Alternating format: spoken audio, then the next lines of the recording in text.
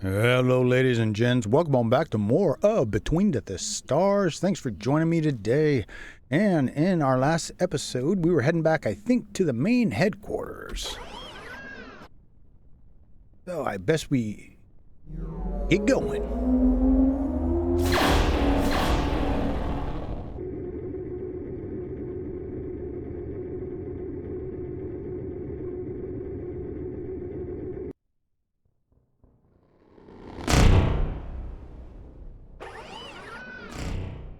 Yeah, I never know. Sometimes when you jump straight in, you can wind up getting a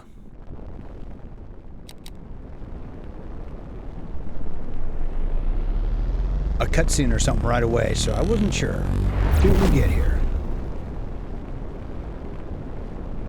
Okay, so we've got the headquarters, shipyard.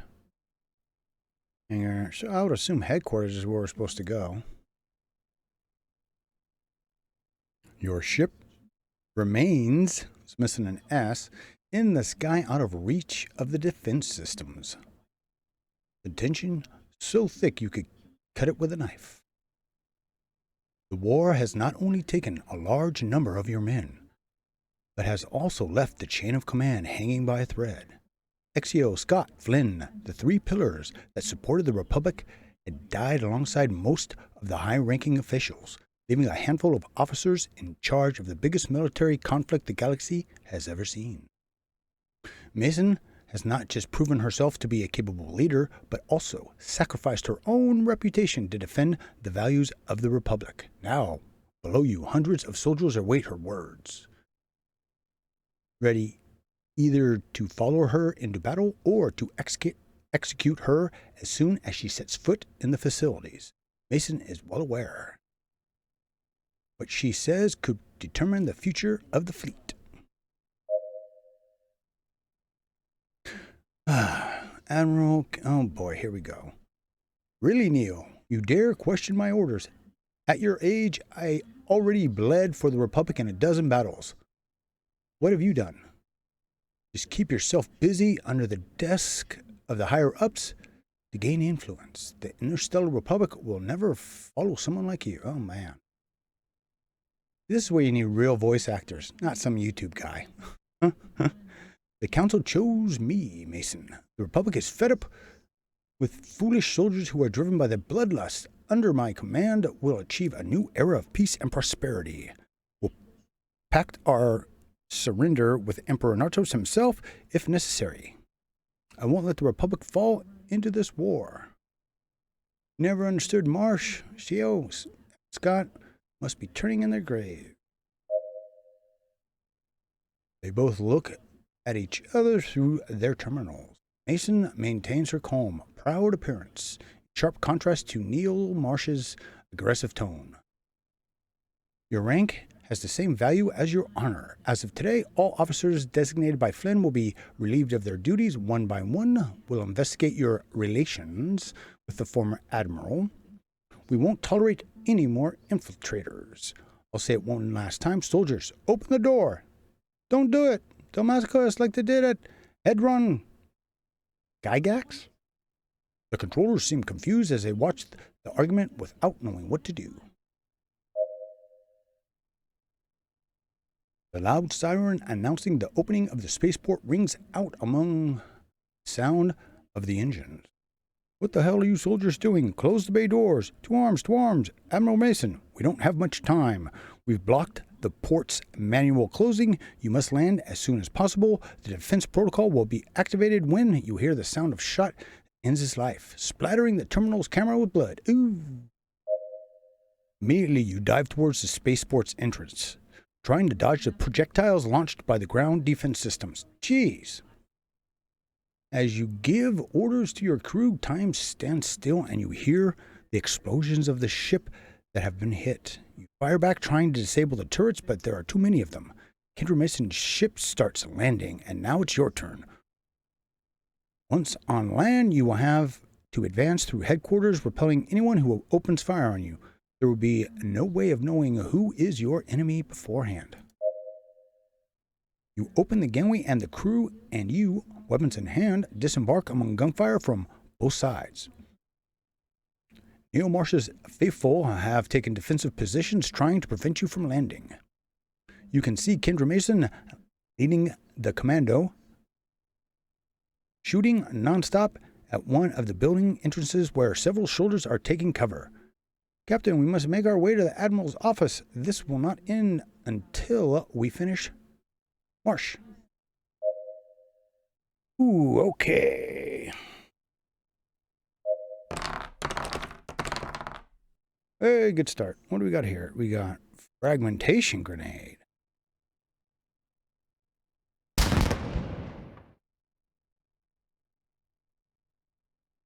That was cool.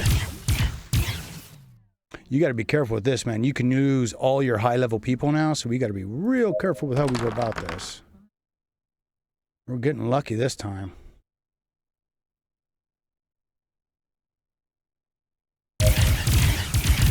Oh, one person left. Are you kidding me?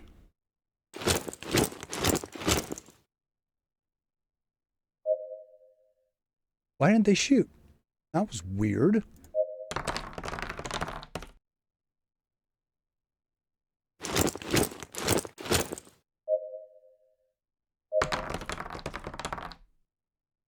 There we go. Jeez. You advance through headquarters covering Mason, who leads you through the corridors. Chaos reigns in the facilities. Comrades in arms shooting at each other. Captains falling at the hands of their own crew. Oh, shit. One shot grazes your head, bringing you back to reality. You have to concentrate on the mission. This attack will decide the future of the Interstellar Republic. And all that is left is to go through the door in front of you. Let's do it.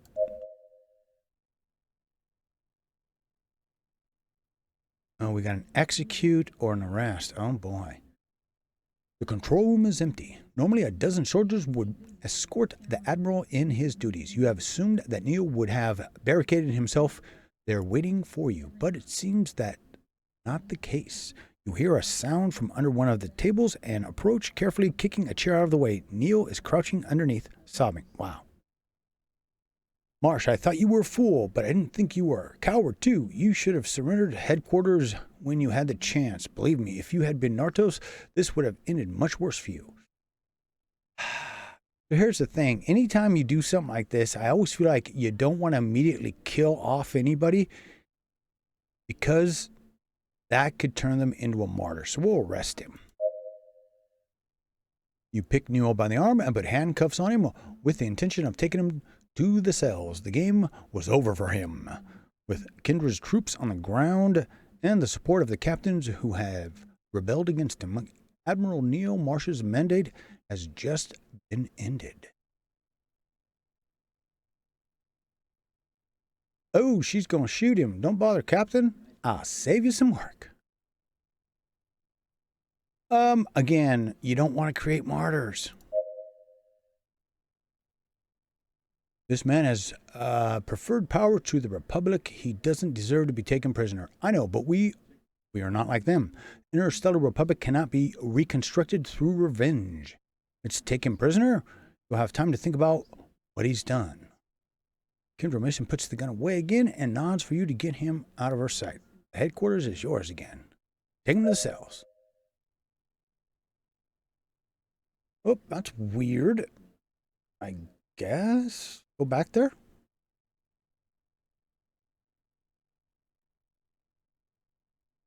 Headquarters has been conquered. Kendra Mason's victory has placed the facility under her complete control, and the preparations for the final battle are already on track. It's been barely 2 weeks since the battle, but one could hardly be able to tell. Kendra has taken charge of putting back into operation the ruins left after the battle. You walk through one of the training domes to head to the command room where you would meet the Admiral. After a few weeks without having heard anything from her, she has summoned you along with the crew and Dr. John Banner.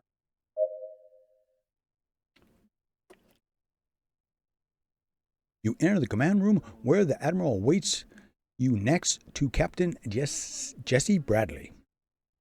You can understand why this man is one of the Mason's most trusted. Greetings, Captain. Dr. Banner. John seems to be in low spirits, but that is not surprising. Lately, his life has gone haywire. As far as you know, he has been operating for the Interstellar Republic for years, but both himself and his wife being involved in the middle of a conflict of such magnitude is too much to handle even for him. What's up with that? That's kind of a weird greetings. Without beating around the bush, Kendra starts talking. I think it's time to clear up some issues, Dr. Banner. As you know, Nardos has been looking for you for a long time. We couldn't help but wonder why. Don't misunderstand us. We don't doubt your skill, but why is the most dangerous man in the galaxy looking for you so desperately? John Banner? Yeah. Currently, the Genesis is under our control. Although Nardos could have captured it, he wouldn't have been able to get to it. In which case, I don't grasp the desperate interest the children of the sun have in Scott's ship. We are all aware of her firepower, but Nardos was able to vanquish her on Tessit Stella. Man, I hate. Why bother to prepare her again if she can already count on his own massive army? A team of engineers is trying to recover the ship, but their efforts are completely in vain. Repairing the ship's mechanical systems has been relatively straightforward, but for some unknown reason, the ship is inoperative. When it arrived at our docks, the central module of the artificial intelligence system had disappeared, and the ship does not respond to any of the My systems we have tested.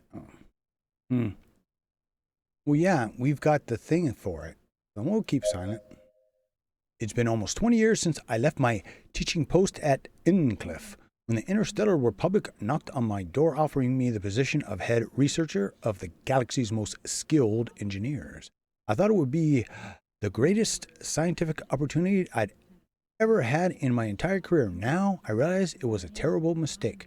The Republic was looking for the deadliest weapon known to man, and I assure you, we almost got it. Hydra, a lethal weapon that would be the key to taking control of the whole galaxy. With the theories formulated, we soon began to experiment with the first prototypes, with several advances far above the current My systems. An artificial intelligence system capable of commanding entire fleets on her own, capable of deciding and learning. Yeah, a really wickedly strong AI.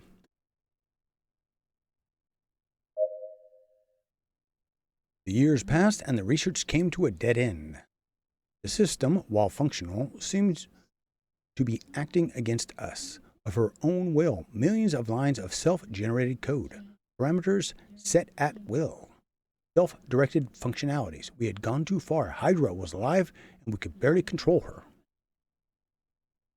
Under pressure from the old council to go ahead with the project, we had our hands tied. Only Admiral Shayo and Captain Scott really understood Hydra's true implications, so we got to work. As a person in charge, I should have destroyed Hydra for good and assumed all responsibility, but I was afraid. We had worked on her for years, and the investment had been astronomical, even for the Interstellar Republic. We could not simply destroy her without raising hundreds of questions. So from that moment on, the scientific team focused on containing her, limiting her full potential. With the new system we designed under the name Genesis, we sealed Hydra by keeping her under control at the cost of reducing her power to the minimum level. She's that powerful. Hydra had been contained within the My core of Genesis, designed to serve as a barrier and prevent her from becoming destabilized. The Republic had obtained the deadliest ship to date, a ship capable of completing hand-in-hand with entire fleets, thanks to the monster that slept inside and struggled to get out, the Genesis warship. Knowing the truth, former Captain Scott didn't think twice. She would be in charge of serving for the rest of her days as the warden of what the Interstellar Republic had created. Without further ado, she called upon her most trusted men to serve as her crew and left. Let's see, you remain silent. The story has left a knot in your throat. With Hydra under his control, Nartos will have the galaxy at his mercy, as long as he can control her. Otherwise, I don't ever want to imagine what Hydra could do by herself if she were unleashed. Let's see, all is not lost. If Nartos is looking for you, it's because they haven't been able to access the core, which gives us some time. You overestimate my capabilities, Admiral. Sooner or later, he'll get access to the core, and that'll be the end. I don't think so. We lost it anyways. As everyone looks at you in bewilderment, you show the core of the Genesis.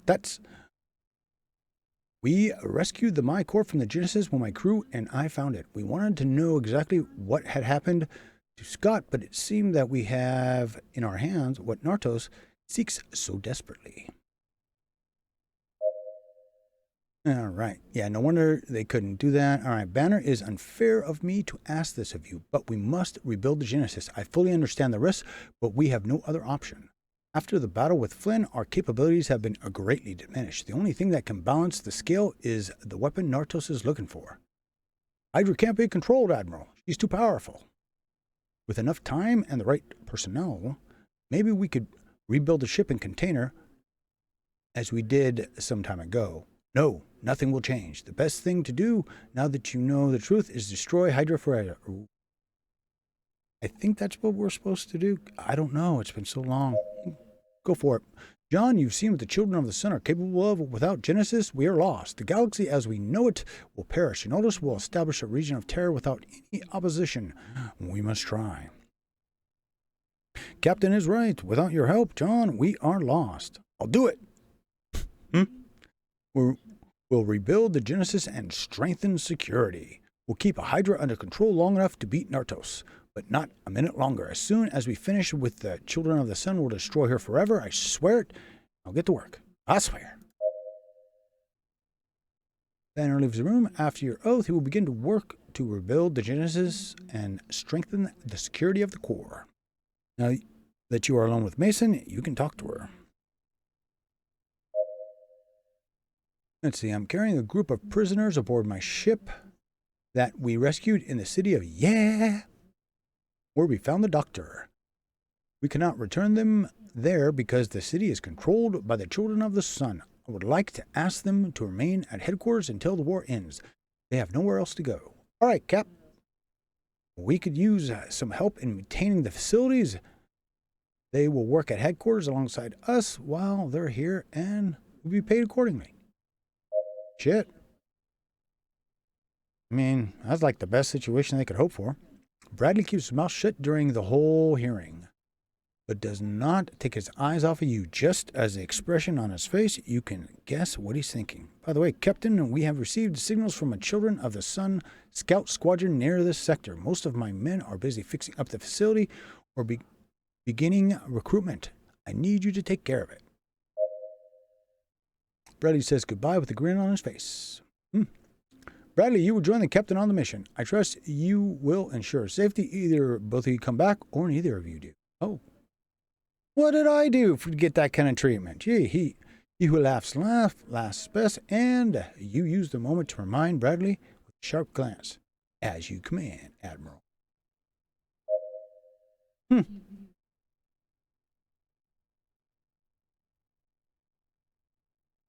Oh, no, I don't have anywhere close to enough money. But there's not anything I'd want to buy. Well, that's not bad. Well, the shield's horrible, though. Yeah.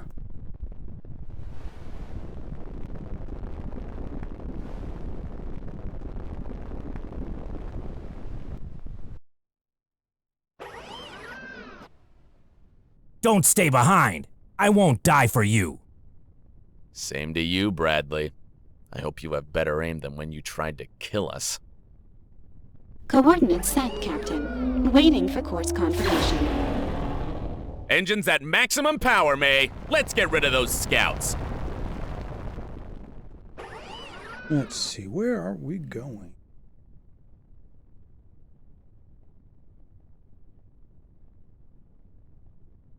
That would be where we would go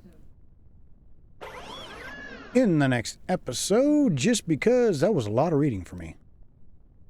So, tune in next time. We will continue on, have ourselves another big battle. And before we go, one thing I did do in between games is I've got this damage absorber now, which is this right here. Recycles energy absorbed by incoming enemy fire into the shield charge. That'd help our shields a whole bunch, I think. Then we got our EMP pulse. Those are the only big things I've done since we chatted last. So, keep your heads down, your warriors of doom up, and I'll see you again real damn soon.